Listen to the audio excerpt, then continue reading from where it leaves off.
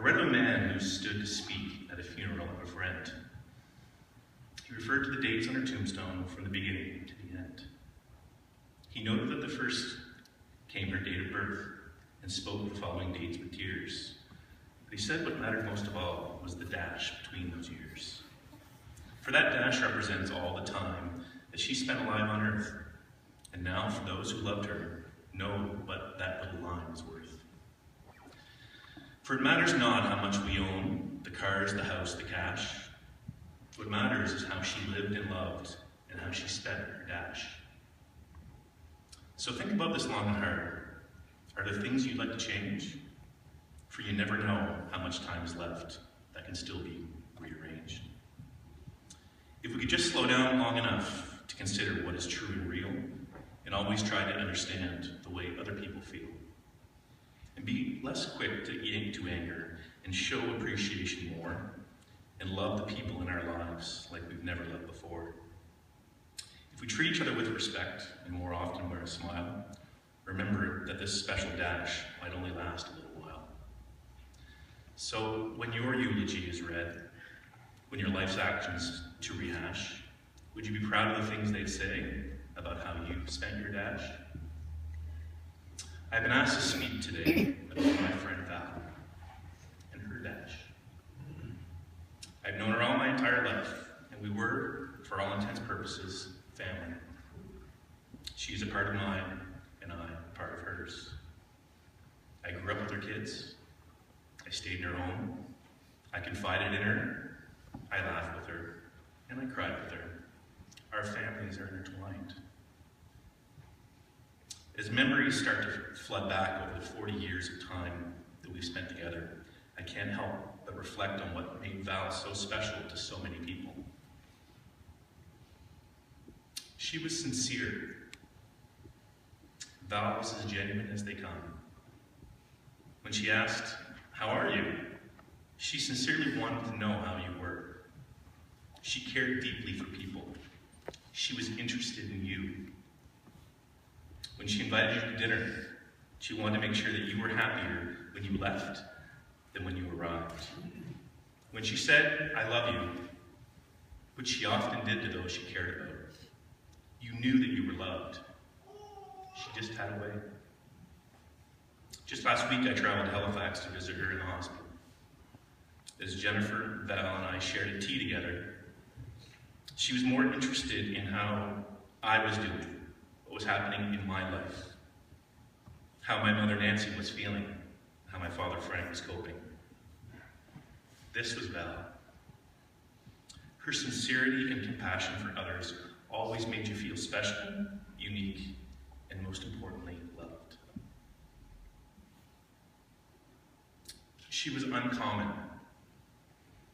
Val has called many places home, from Montreal to California, to Windsor to Toronto. But where I remember her best is in Middleton. It was here on King Street, in that beautiful white house that she loves so much, where Jen and Dave spent countless hours shooting hoops in the driveway and swimming in the pool. As I watched them grow older myself, they were surrounded by many, many good friends. Naturally, Val became a mother to many of those, and it wasn't uncommon to go to her house, go into her kitchen, and it was full of kids wanting to hang out with the coolest mom in town. Over the past days, many of these friends, these same friends, have sent messages of condolences to Jennifer and David, conveying the impact that Val had on their own lives. She was a second mom, offering wisdom, advice, and maybe even a chocolate chip cookie from that oven. Dave, do you remember how good they were? They were really good. I believe that she modeled the standard for what parents should be, how they should act, and what they should do. I'm so happy to say that this quality lives on in David and Jennifer, as they are wonderful parents because of the role model that taught them so much. An outlier is a scientific term used to describe phenomena that lie outside of normal experience. I believe that Val was an outlier in the sense that she gave more than she took. She gave willingly to her family: Laura, Bob, Andrea, Steph, Mark, Maureen, She offered kindness to her many, many friends, Nancy and Frank, Linda and Eric, Lori, Lynn, and Amy, to name just a few.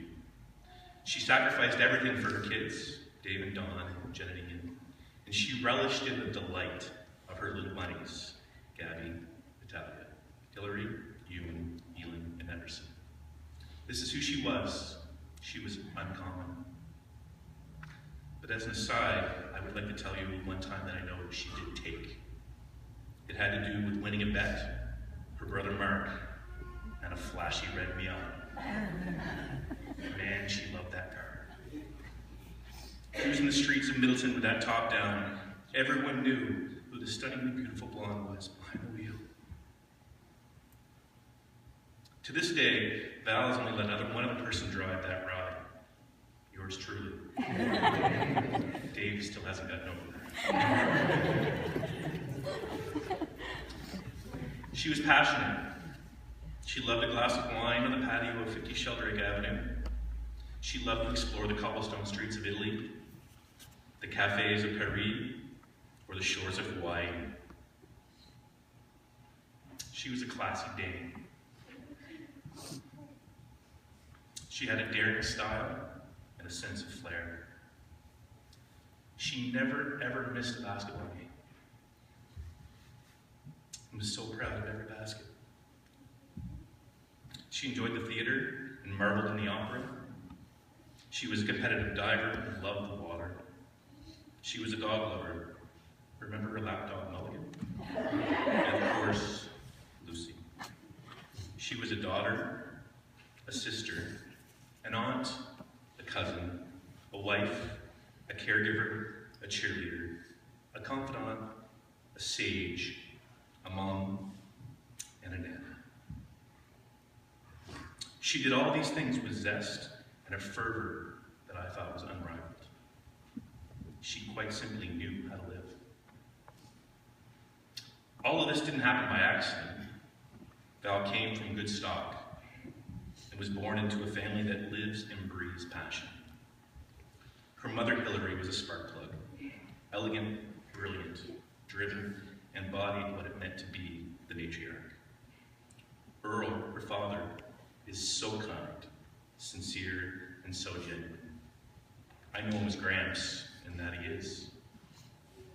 These qualities have been passed down through the generations and now live beyond Val, and that's how she would have wanted it. She was a best friend. Val had a unique relationship with her kids. She and Jen were BFFs, and for anybody that isn't on Facebook, it's best friends forever. Mutually respecting one another, occasionally disagreeing, as friends often do, but always supporting one another, unconditionally. I know that she couldn't be more proud of you and the family you've created. Val was David's biggest fan, and he was hers. They spoke on the phone every single day, and I used to make fun of him for it until he found out that I did the same. I could always tell when David was speaking to Val because his ears perked up a little bit. The tone of his voice changed. You knew he was talking to his best friend. Beyond her children, I'm sure many of us today think the same of Val. She was a best friend to many, a quality that is so rare yet so important. I take great comfort in knowing that when Jen and me invite my family for Easter dinner, or Dave and Dawn call us for a barbecue, we will share stories of Val, toast her spirit. And I will see her again, not only in Dave and Jennifer, but in her grandchildren that she loves so much. On behalf of their family, I would like to thank you for coming today to celebrate Val's life.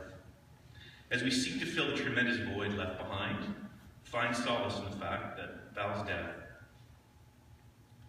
creates a dash, and that this dash was full of love, full of life, acts of kindness, her positive radiance. She lived with adventure, and she lived for family and friends. I will miss her.